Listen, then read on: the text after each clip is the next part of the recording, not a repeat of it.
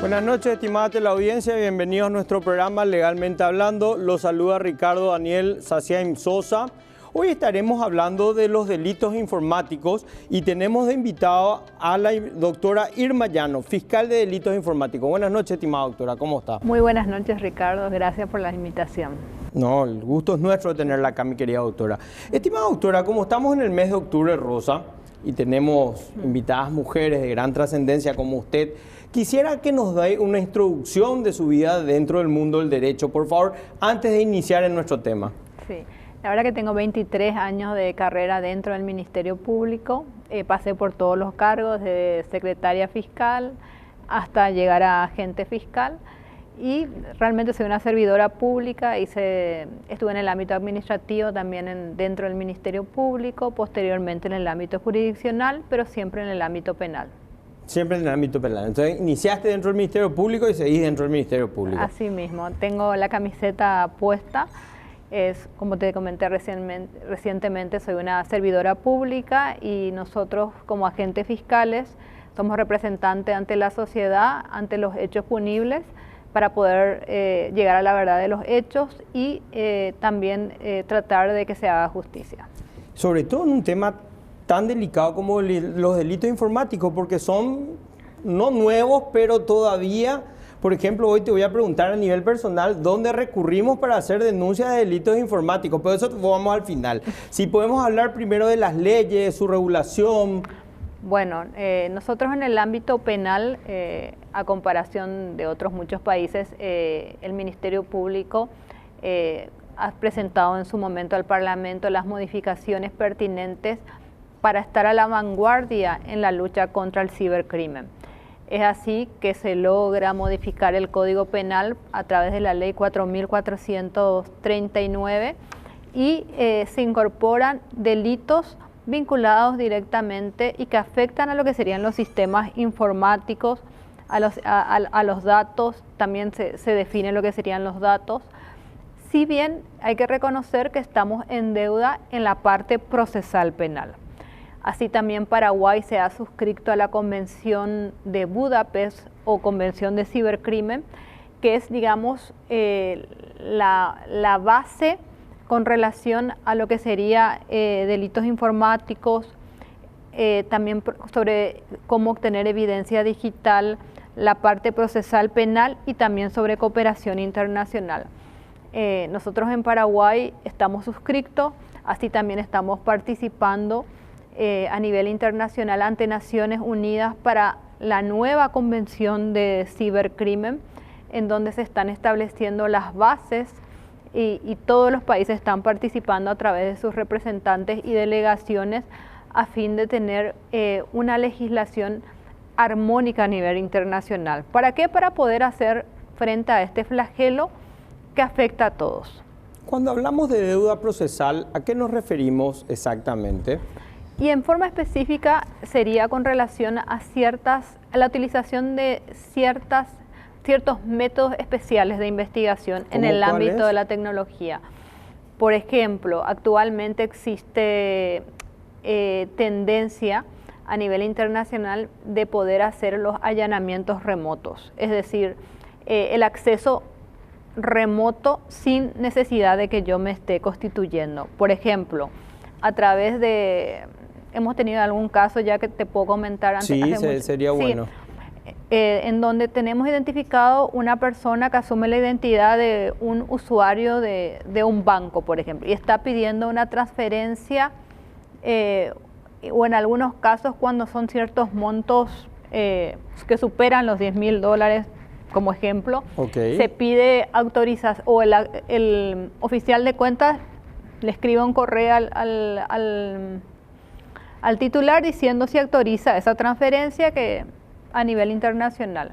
Y generalmente el que le está escribiendo, en este caso le estaba escribiendo al oficial de cuentas, era desde una tercera persona haciéndose pasar por el titular. Un cibercriminal. Exactamente, un cibercriminal. Entonces, nosotros le diríamos con una autorización judicial diciéndole, bueno, para poder acceder, autorizar esto, necesitamos que llene este formulario o esta firme esta autorización con un documento adjunto.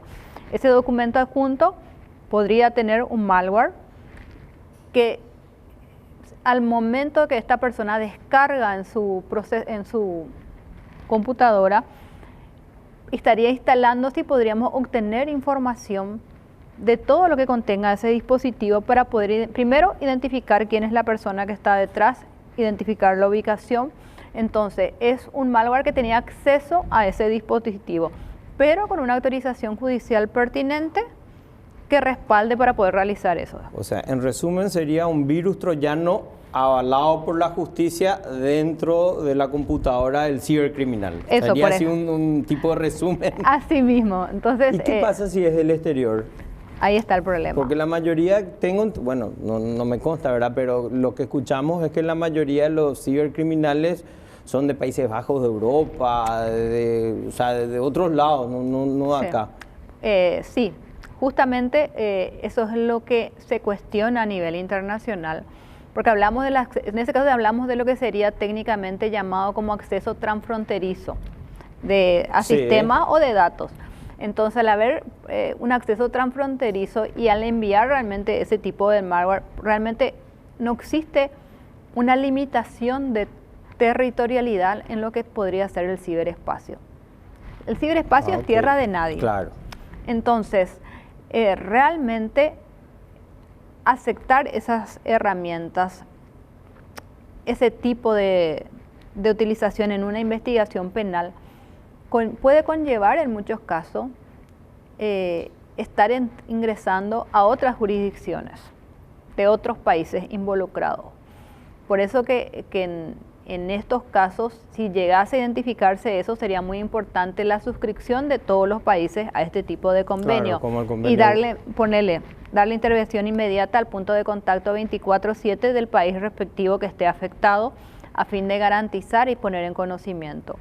O otro tema que no tenemos, que sí es muy importante que urgentemente lo tengamos, es el agente encubierto en la web.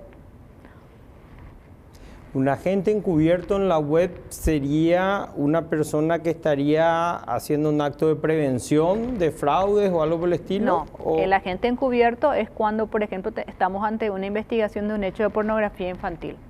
Ah, ok. En donde, por ejemplo, la mamá o el papá viene a denunciar de que alguien le está escribiendo a su hijo y le está pidiendo imágenes, videos a su niña. Tenemos muchos casos de niños que están siendo víctimas de este tipo de hechos. Entonces, una autorización judicial para poner a un agente que siga con la comunicación respectiva, un agente encubierto en la web, a fin de que podamos nosotros identificar a la persona que realmente está detrás de eso y estar avalado legalmente para poder realizar ese tipo de... O sea, se le separa al menor o la menor, sí. Entra un agente a sustituir al menor. La comunicación y el chat. La comunicación continúa para llegar al origen de eso. Así mismo. Sí. Eso es súper importante. Totalmente. Nosotros tenemos agente encubierto previsto, pero solamente con relación a la lucha contra el narcotráfico. Pero sería muy importante que se pueda realizar, tener habilitado, es decir, procesalmente en un código procesal penal, los agentes encubiertos para este tipo de investigaciones. ¿Quién está a cargo de promover eso para que se amplíe o se modifique el Código Penal con respecto a esto? Bueno, se ha conformado hace como 2 años atrás una comisión en el Parlamento en donde estaban representados Ministerio Público, Poder Judicial, Defensa Pública, encabezaba en ese momento diputada Rocío Vallejos, una comisión de reforma para el Código Penal y Código Procesal Penal. Pero la diputada Rocío Vallejo continúa, le podríamos invitar para hablar de este tema súper importante, 2 años, no debería tardar tanto, algo de tanta trascendencia e importancia, estamos hablando de nuestros hijos, hijas. Sí, no, realmente nosotros tuvimos reuniones, tuvimos asesoramiento internacional, capacitación con todos los involucrados para ver cuáles son las mejores técnicas investigativas que podríamos incorporar a nuestro Código Procesal Penal, primero para estar a la vanguardia y segundo para dar todas las garantías también. ¿Cuál es la pena para un tipo de delito como ese del tema de pornografía infantil? ¿O cuál es la pena máxima de un delito informático? Mira, lamentablemente la penalización en todos estos delitos son bajos. Cuando hablamos de bajo, hablamos de multa, 1 año de privación de libertad. Hablamos de multa o 2 años de pena privativa de libertad. En el caso de posesión de pornografía infantil hablamos de una expectativa de 2 años. Sin embargo, la producción, difusión, financiamiento, estamos hablando con un tipo base de 5 años, pero con el agravante en caso de que hablemos de menores de 14 años, que puede llegar hasta 10 años. Es decir, realmente para lo que significa, porque hoy en día hay una tendencia mundial de que al hablar del delito de pornografía infantil está mal. ¿Por qué? Como denominación. ¿Por qué? Porque la pornografía en sí, es decir, el consumo de pornografía de adultos no es un delito y es una cuestión personal de cada uno si consume o no ese tipo de material. Sí. Entonces, poner como pornografía infantil es como que hace que la sensación no sea tan agravante, porque realmente, ¿qué significa la pornografía infantil? ¿Cómo no va a ser agravante si es un menor de edad? O sea, ¿qué consentimiento te puede dar un menor de edad? Totalmente, pero psicológicamente. Entonces, hoy en día la tendencia es que la denominación tiene que ser tal cual es abuso sexual en línea. Totalmente, y con una pena privativa de libertad de lo más alta, a mi gusto personal, la máxima. Totalmente. Entonces, la tendencia mundial es, dejémonos de llamarla como pornografía infantil. No es. No es. Porque no es. Ahora que usted está desfragmentando el término, la verdad que tiene mucha razón de ser. Sí, entonces, el verdadero término, porque ¿qué es lo que la pornografía infantil, pensándolo bien? Es la materialización de ese abuso sexual que está sufriendo. Y encima, lo más grave con relación a este delito, que cada vez que alguien difunde, que cada vez que uno comparte, le está volviendo a victimizar a ese ser humano. Es un estigma que va a cargar para toda la vida. Pero incluso debería, ¿qué tema desagradable? Lastimosamente toca hablar de esto, porque es algo que ocurre en nuestro mundo del derecho, porque qué tema desagradable, pero incluso debería tener una pena los que consumen.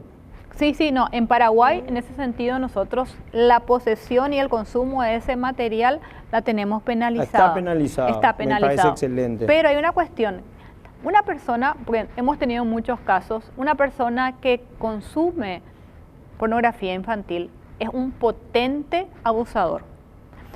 Porque todo empieza por la mente. Vos primero te pensás...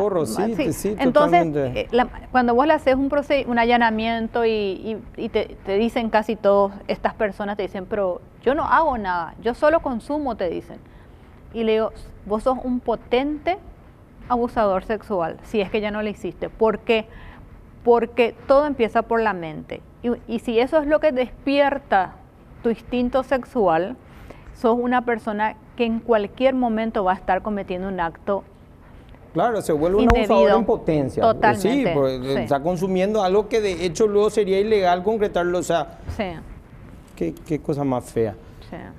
Pero bueno, lastimosamente toca hablar de eso, y si alguna madre o algún padre es víctima de eso, ¿a quién denuncia? ¿Junto a quién va, doctora? Bueno, tendría que ir puede ir ante la primer comisaría de su zona, también ante la fiscalía.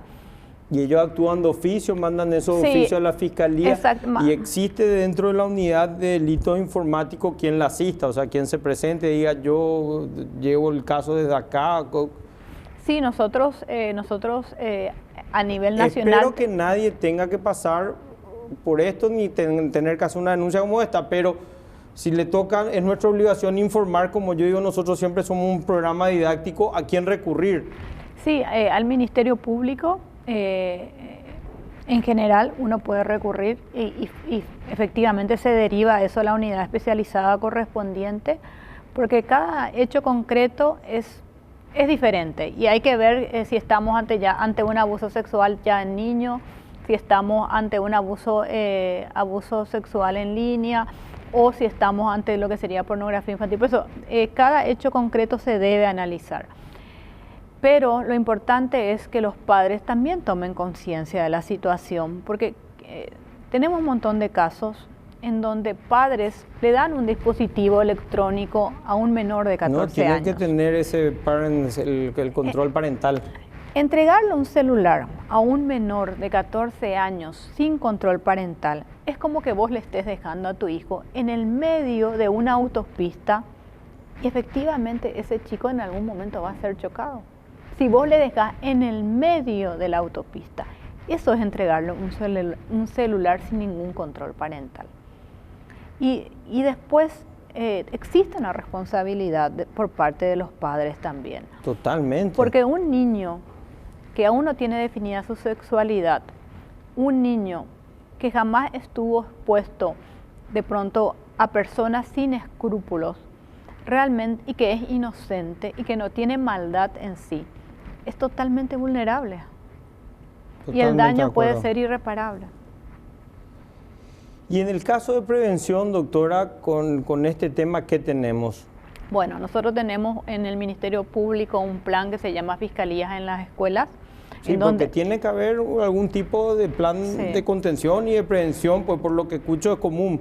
sí, damos capacitaciones ¿A los niños? a los niños, adolescentes, también a los docentes, ahora justamente con el apoyo de Naciones Unidas, entre el Ministerio Público y el Ministerio de Educación, tenemos previsto este mes de dar capacitación a los docentes a nivel nacional, aproximadamente a 4.000 docentes, en donde la idea es que ellos puedan identificar los delitos informáticos y también comunicar inmediatamente estos hechos cuando identifiquen algunas de estas circunstancias en sus alumnos.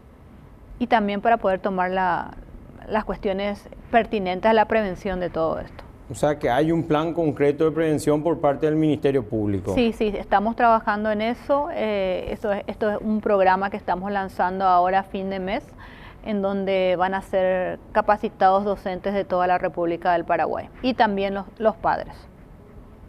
¿Y eso tiene un presupuesto propio o simplemente es una coalición del Ministerio? Eso es, estamos teniendo apoyo de O sea, hay otros organismos estatales metidos, qué sé yo, el Ministerio de Educación, el MITIC. Esto es un programa que lo vamos a desarrollar con Naciones Unidas, con apoyo de Naciones Unidas, Ministerio Público y Ministerio de Educación. O sea, por eso hay un plan institucional Totalmente. entre los tres como para poder abarcar más y tener mayor presupuesto, pues me imagino que esto a nivel de todos los colegios, a nivel del país entero. Esto se haría online, entonces van a poder participar todos los docentes y sería un horario extra laboral, es decir, un horario posterior al horario que suelen tener los docentes, después de las 5 de la tarde. Y la idea es llegar hasta el último rincón de la República del Paraguay. Excelente, me alegro mucho de que estén tomando cartas en el asunto. Doctora, y cuando continuamos en los delitos informáticos más corrientes, me acuerdo que siempre llegaba un mail antes, he tenido una herencia, usted tiene que transferir tanto para poder desbloquear la herencia. O sea, volvemos a un tema más común, por así decirlo. La denuncia que uno tiene que hacer, o si ya fue víctima, ¿cómo sería? Bueno, si una persona ya fue víctima ya hizo el giro, ya giró los $100 o los $1.000, bueno, ya giró. De un hecho de fraude, tiene que ir a recurrir al Ministerio Público y hacer la denuncia respectiva. ¿Y cuando es en otro país, se hará una investigación tipo internacional o...? Mira, nosotros tenemos muchos casos... ¿O hay una cuestión de cuantía, una cuestión de...? Nosotros cuando generalmente identificamos, verá, que por ejemplo el dinero se transfirió en el exterior, siempre vía Interpol o con el punto, si este país está suscrito a la Convención de Budapest, lo hacemos al punto de contacto 24/7 establecido por la Convención, o lo hacemos a través de Interpol a fin de comunicar y que se inicie una investigación en el respectivo país a fin de llegar a los responsables. O sea que, bueno, continúa la investigación si son signatarios de esos convenios. Así mismo. De lo contrario, queda ahí y aportaste. Y hay países que lamentablemente con los cuales jamás hemos tenido retorno en base a las denuncias realizadas. ¿Qué podemos decirle a la audiencia, doctora, para evitar este tipo de delitos informáticos? ¿Qué tips le podemos dar para decirle, bueno, no caigas en este tipo de delitos de esta manera? Bueno, el tema de los padres es muy importante. Pónganle el control parental cuando le dan un dispositivo como celular, tablet o lo que sea. Ese es el número uno y lo doy yo, disculpe. Sí. Bueno, en primer lugar, con relación a las medidas personales que uno tiene que tener doble paso de seguridad con relación a todas las aplicaciones, usuarios de los cuales uno dispone en las diferentes redes sociales. Tener un correo alternativo vinculado, pero no que esté en el dispositivo de uno en caso de que nuestro dispositivo pueda ser vulnerado. Entonces, es decir, tener con una persona de tu extrema confianza el correo de esa persona, que le llegue una notificación automática si se ingresa, ponerle a tu correo electrónico de otro dispositivo que no es el tuyo. Te lo digo yo porque yo lo tengo así. Entonces, a mí, es decir, yo ingreso a mi correo personal desde la computadora de la oficina, automáticamente este otro correo alternativo está recibiendo una notificación de que en tal fecha, tal hora, con tantos segundos, desde tal IP y tal máquina se está ingresando a mi correo pertinente. Otra cuestión con relación a al WhatsApp, por ejemplo, en donde la mayoría de la gente no tiene digamos, la manera alternativa de poder ser más seguro, que es con el doble paso de seguridad, es decir, tener un código de acceso a la propia aplicación y vincular con un correo electrónico también, así como también las otras aplicaciones, y lo mismo va para el tema de redes sociales. Otra cuestión muy importante es jamás tener vinculado tu correo que utilizas en el ámbito profesional a tus redes sociales, porque generalmente la manera de acceso indebido a nuestro correo, al dispositivo, es a través de las redes sociales, donde estamos altamente expuestos. Entonces, si hay un acceso indebido a tu red social, posiblemente acceden a tu correo electrónico, y de tu correo, el hecho de tener acceso a tu correo electrónico generalmente significa ya que pueda tener un acceso posteriormente a tu cuenta corriente. Entonces, tenés que tener distintos correos para redes sociales y para lo que sería la cuenta, es decir, el correo que esté asociado a la cuenta corriente. Mi querida doctora, muchísimas gracias por haber compartido con nosotros. Estimada audiencia, por favor, tienen que anotar todos estos tips más que importantes. Muchas gracias, mi querida doctora. Por favor, cuando quieran. Ya volvemos luego de la pausa.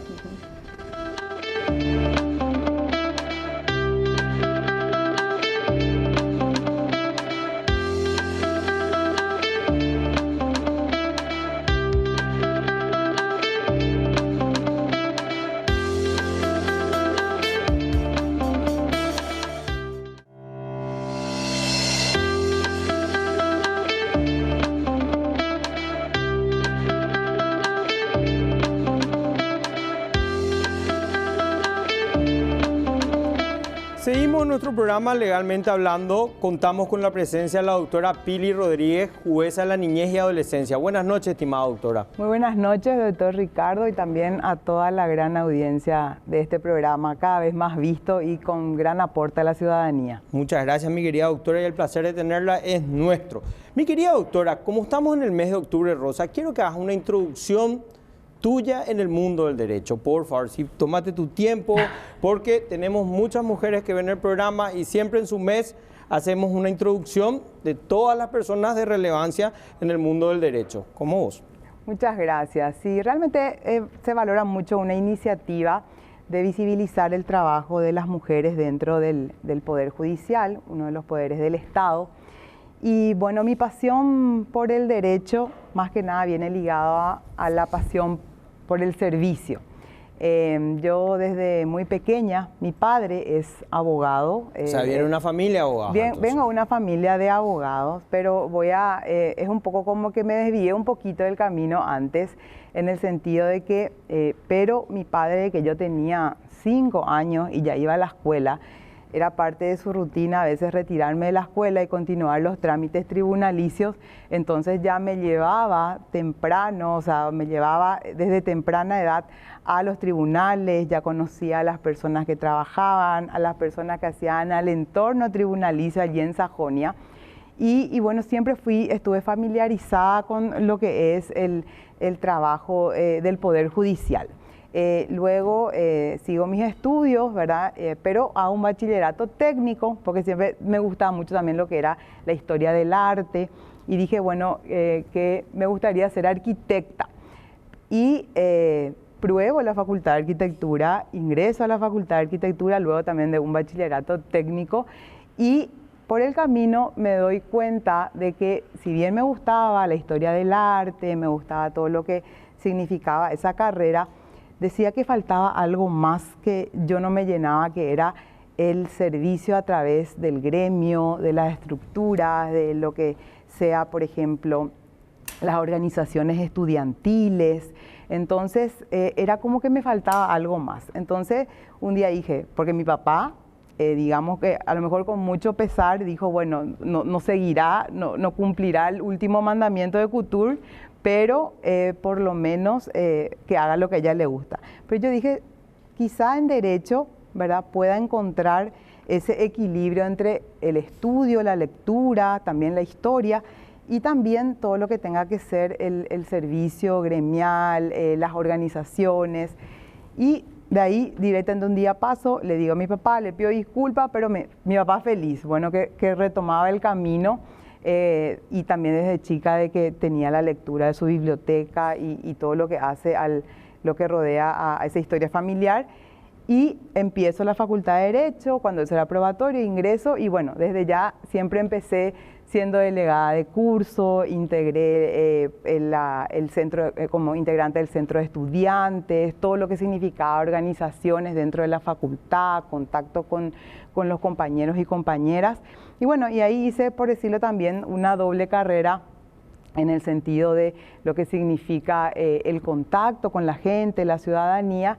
Y una vez que me recibí, pasé por las prácticas judiciales en el Ministerio Público, en el Poder Judicial, estuve en un estudio jurídico particular, también ejercí en forma particular un breve tiempo y ya después me aboqué al estudio de la Escuela Judicial y empecé mi carrera como jueza de paz en el primer escaño. Empecé en la ciudad de San Bernardino y allí, una vez que cumplí el ciclo, seguí preparándome y aposté al concurso de primera instancia. Y este año cumplo 15 años de judicatura entre la justicia de paz y el juzgado de primera instancia actualmente, y fiel creyente de que la formación para una mejor organización y justa de lo que hace al sistema judicial en Paraguay debería buscar alguna vez hacerse efectivo el artículo 101 de la Constitución,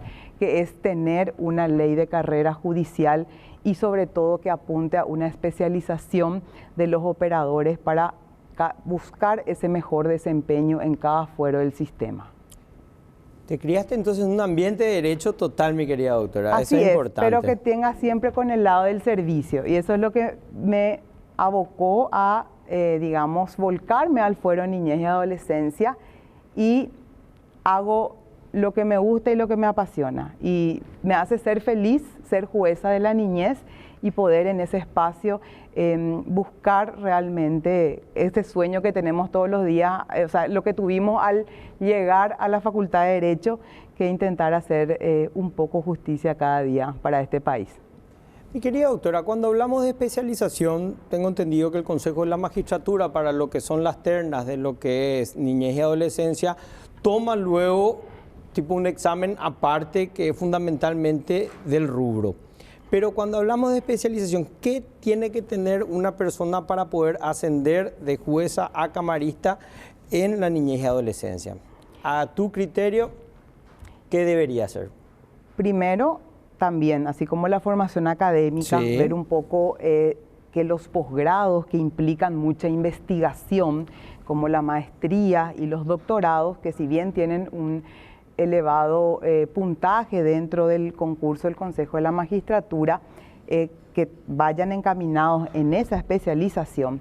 Pero también ahora es muy importante todo lo que tenga el carácter más humano y sensible y sobre todo proactivo, que es lo que se necesita para la niñez y adolescencia.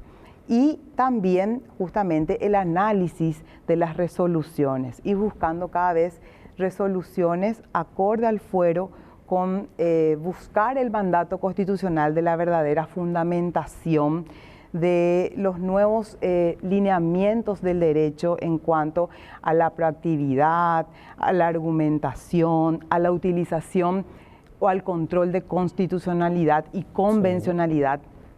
En niñez y adolescencia no nos quedamos solamente con el Código de la Niñez y la Adolescencia, tenemos muchísimos tratados internacionales que Paraguay suscribió, tenemos, digamos, las orientaciones del Comité de Derechos del Niño, o sea, es un sistema de verdad y el juez o la jueza especializado del fuero realmente no puede abstraerse o sobre todo quedarse en aquel derecho simple que, si bien también fue evolucionando en forma general, en cuanto a niñez y adolescencia, es un estudiar, aprender cada día y buscar mejores prácticas para la efectividad de derechos. Claro, estamos hablando de una parte del derecho muy sensible, entonces, como habíamos ya en otro programa, habíamos hablado de la violencia familiar y la violencia doméstica, son partes del derecho que necesitan una atención precisa, como bien lo dijiste, doctora, somos firmantes de varias convenciones internacionales que nos aplican, que es letra muerta por desconocimiento de nuestros magistrados. En el caso de violencia, vi un caso en el tema de lo que los apelantes, o sea, tu cámara es el juez civil y comercial, y que desconoce prácticamente esto y no aplica y pasa incluso lo formal sobre de la materia de fondo. Exactamente, eso es realmente, digamos, hasta tiene que ver con un cambio de paradigma desde la formación académica del derecho, de revisar muchas veces los programas, de actualizarlos. Y como yo le digo, tengo la oportunidad de ser docente de grado y posgrado y siempre le digo a los estudiantes de que quizás como se viene enseñando ahora era para un derecho de hace muchos años atrás. Claro. Y entonces tenemos que evolucionar, empaparnos de muchas cosas. Cuando sale una nueva sentencia de la Corte Interamericana, ¿a qué rubro, qué líneas bajó, qué tratados, qué instrumentos, socializarnos, estar a esa vanguardia y sobre todo inclusive salir de las fronteras, analizar los casos comparados, analizar la legislación internacional, no como para sobrepasar sobre nuestra legislación, pero ver si en las aplicaciones en otros países tomar como buenas prácticas que puedan hacer a esa efectividad, porque en eso radica principalmente y sobre todo en la niñez, que no sea, bueno, ahora ni siquiera ya es un papel con una tinta, sino es un documento electrónico con un QR, pero si al final ese niño sigue pasando hambre por no tener su asistencia alimentaria, sigue pasando una dejadez familiar por no tener contacto con su familia o estar, por decirlo así, en una institución pudiendo tener un modelo familiar, entonces queda, digamos, en ese medio digital y no trasciende y no transforma para bien la vida de ese niño ni adolescente. A mi opinión particular, hoy en día no trasciende, es letra muerta. Es mi opinión y me hago cargo, por supuesto, pero lastimosamente creo que nos falta ir ganando, sobre todo cuando hablamos de acceso a la justicia, por ejemplo, en el fuero de la niñez y adolescencia. Doctora, ¿qué podemos decir? ¿Cuál es nuestra situación país hoy? Pasa mucho, vuelvo a decir, por la proactividad, la formación, ¿verdad? Y el interés desde los operadores del sistema. Desde el año 2010, la Corte Suprema de Justicia, en el marco de las cumbres judiciales iberoamericanas, que son unas reuniones bianuales donde las altas autoridades de las Cortes pactan situaciones que busquen mejorar el sistema de justicia a nivel regional, adoptó lo que se llama las 100 reglas de Brasilia. La Corte, por acordada, inserta eso y recomienda, y por qué no decir, exige que los operadores de justicia implementen ese instrumento, que significa, dice, remover los obstáculos que puedan tener las personas en situación de vulnerabilidad para el acceso a justicia. Y cómo eso se puede volcar en el día a día. Cuando, por ejemplo, se avanzó mucho con el expediente electrónico, notificaciones que antes dependían de que un ujier o a través de la comisión a un ujier de un juzgado de paz en una circunscripción muy alejada, que le llegue la notificación y que se cumpla una garantía constitucional del derecho a la defensa, pueda llegar, pueda conocer de que se realiza una audiencia y no simplemente se suspendió porque no se notificó. Pero eso significa, son tiempos en niñez y adolescencia en la vida del niño y que el proceso no llega a culminar válidamente para hacer llegar a la definición de su derecho, que fue justamente que tuvo que golpear las puertas de la justicia. Pero cuento un breve ejemplo para que se pueda palpar, pero tenemos que buscar a través de la innovación con las herramientas electrónicas y siempre mantener ese equilibrio entre lo digital y también el debido proceso y las garantías constitucionales. Ese es el desafío del juez o la jueza actual. Y generalmente para hacer llegar, ahora por ejemplo, cuando alguna persona se desconoce, por ejemplo, sus datos telefónicos o está en una circunscripción alejada, hace poco teníamos un caso que el padre vivía en San Pedro del Paraná, y eso cómo implicaría, era una madre de escasos recursos, esa notificación podría implicar también cómo podría implicar ese traslado, ya sea del abogado o del ujier hasta esa circunscripción, igual va a generar gastos a ese proceso. Totalmente. Entonces, encontramos con la tecnología de que pudimos contactar con el ujier del juzgado de paz, la jueza de paz de esa localidad, y le buscamos hacer la comisión, le enviamos por medio electrónico. Sería. Sí, pero lo enviamos digitalmente. Recibe y el ujier diligencia, le encuentra al padre, le notifica y ese informe nos remite también por una vía oficial digital, pero eso tiene que nacer de la proactividad, pero el padre llegó, se comunicó por medios telemáticos, la audiencia pudo realizarse y se pudo establecer un monto provisorio en ese mismo momento para el niño. Esas son las cuestiones que muchas veces hacen que la ciudadanía no sienta que la justicia sea pronta, porque a veces no tiene que ser un ujier o el ujier de ese juzgado, llevarle, que eso puede implicar. Entonces, en la medida que no se afecte la efectividad del derecho y las garantías constitucionales, se realiza el acto procesal y es válido el resultado, yo creo que mucho se puede acelerar en los procesos para tener respuesta inmediata. Totalmente, estamos hablando de un oficio comitivo digital que no está, o por lo menos yo no leí ni nunca escuché al respecto, pero que dio resultado de manera de formalizar un acto procesal de un expediente de niñez, del fuero de niñez y adolescencia, y lo hicieron por pragmatismo, por iniciativa propia, se llama por iniciativa propia. Es ante los casos que vemos justamente, y sí, están habilitadas las audiencias telemáticas, por ejemplo, ¿verdad? Y eso también representa un equilibrio en el sentido de que, ¿por qué no utilizarlo? Y también tenemos muy buena experiencia cuando, por ejemplo, hay reclamos de alimentos y dice asistencia alimentaria internacional, y uno ve como que es algo, digamos, muy distante, muy imposible, porque el padre, digo el padre porque el 99% de los casos de solicitud de asistencia alimentaria es contra los progenitores, contra los padres. Entonces, se ve como algo que antes, digamos en el esquema, por decirlo así, tradicional, implicaba una notificación por exhorto, que otra vez tiene que ver con las cuestiones diplomáticas, o sea, cuánto podría llevar en un proceso tradicional cuando una persona reside en el exterior y el trámite de un exhorto judicial. Hasta la palabra exhorto luego es una cuestión, ya claro, viene de una terminología muy anterior. Entonces, si la persona, digamos, ahora estamos conectados a través de la tecnología, pudimos ubicarle a través de medios telemáticos y participa a través de audiencias por medios telemáticos, entonces muchas veces o se llega a un acuerdo o él participó de alguna forma, sabe que está dentro del proceso y sobre todo también de que se pueda llegar a una sentencia válida que respetó el derecho a la defensa. Y también decir, a veces es un poco de desconocimiento, que las cuentas judiciales, que el Poder Judicial las abre a través del Banco Nacional de Fomento, tiene convenios con bancos internacionales para que los depósitos que se puedan hacer en esos bancos lleguen inmediatamente a la cuenta de aquella madre que administra los bienes de su hijo.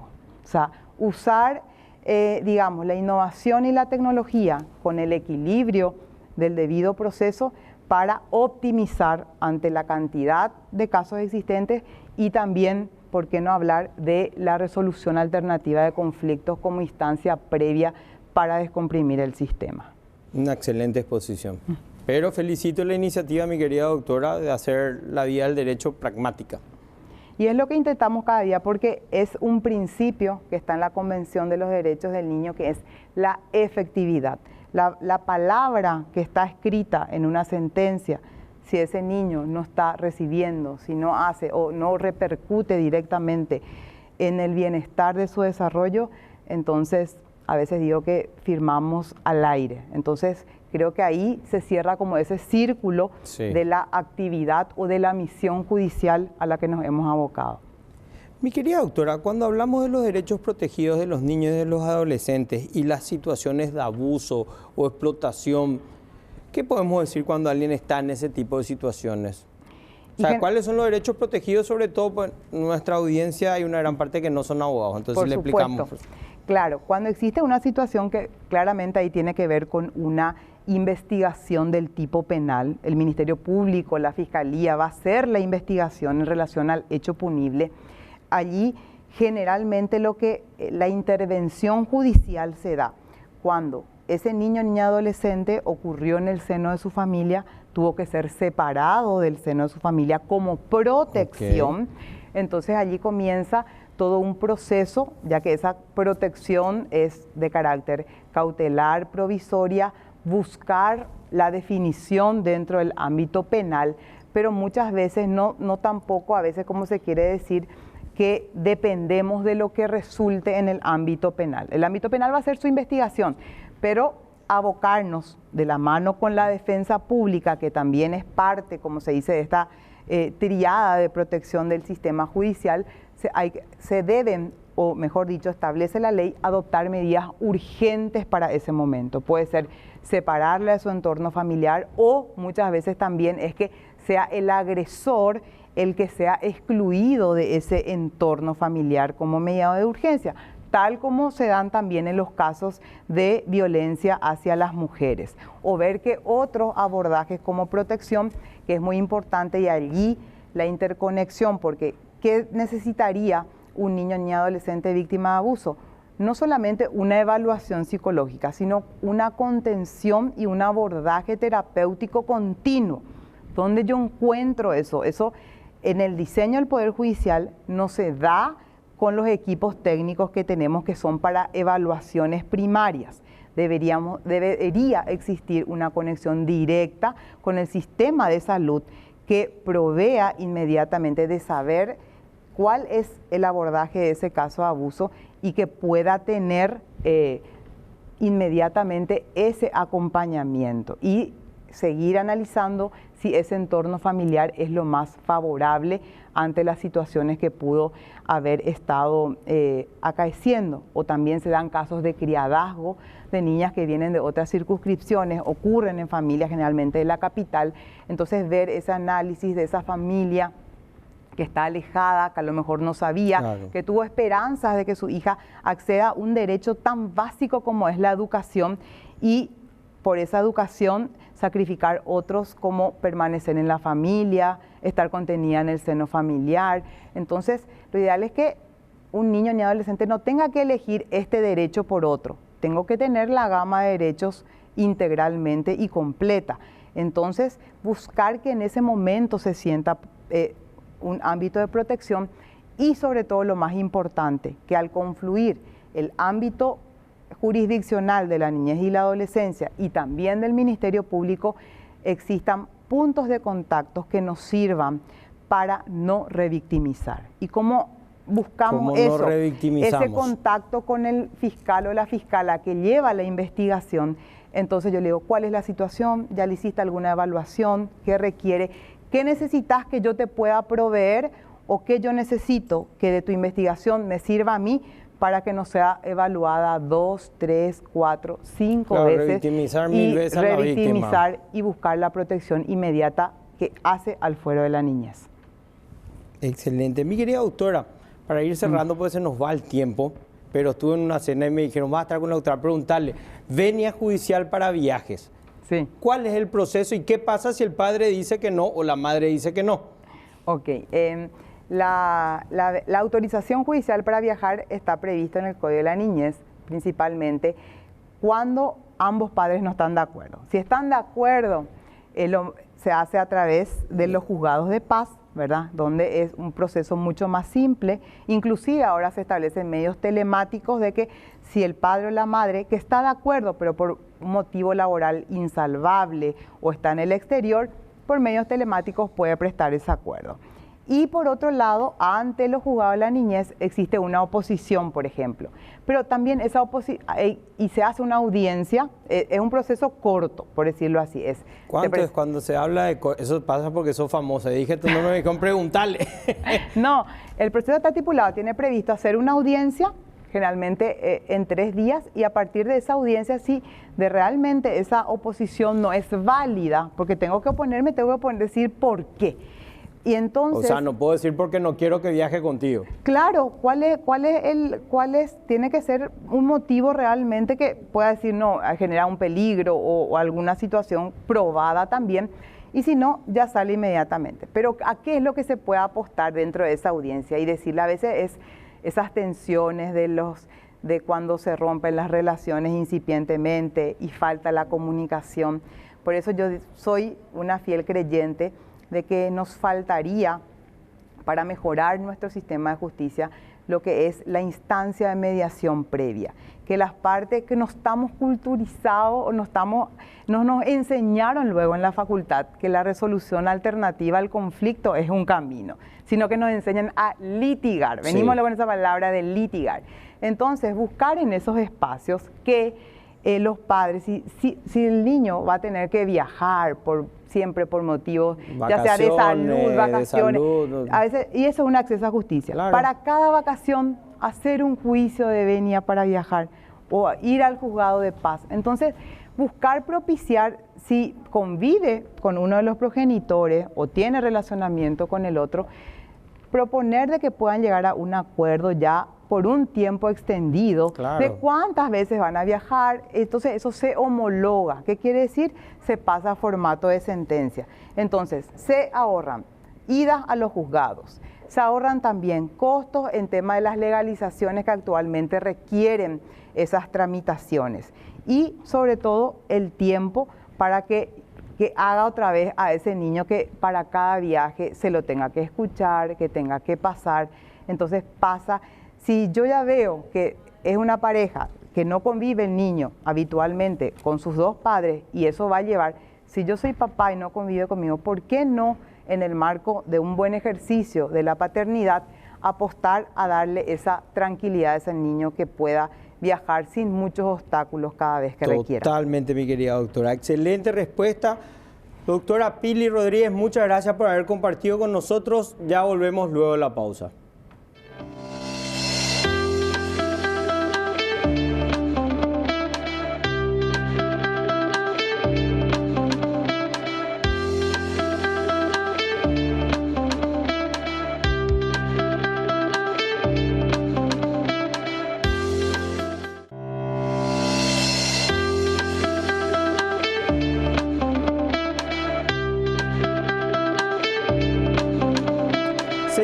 Programa Legalmente Hablando, quisiera manifestar que el 24 de septiembre de este año comenzamos con un tipo de programas de denuncias en las cuales pueden hacer las denuncias quien se sienta que está pasando por un momento que carece de justicia o que está falto de justicia a este mail, y queremos hablar sobre la denuncia que hicimos por parte de las tierras ancestrales de los Macá. Posterior a ese programa, ese capítulo, el 24, La Dirección Nacional de Contrataciones Públicas, bajo la dirección del doctor Agustín Encina, abrió una investigación de oficio y también una verificación del contrato de los mismos. A todo esto se sumó varios artículos periodísticos de varias índoles, y quisiera decir que los representantes del pueblo Macá, los representantes legales, el doctor Gustavo Colmán y el doctor Amílcar Ayala Bonzi, han ampliado esta denuncia y han solicitado volver al programa. Les pedimos un poco de paciencia, vamos a tomarnos un tiempo para leer, pero tenemos al frente graves irregularidades aparentemente cometidas por el Ministerio de Obras Públicas. Bueno, buen domingo, nos volvemos a ver el próximo domingo a las 21 horas.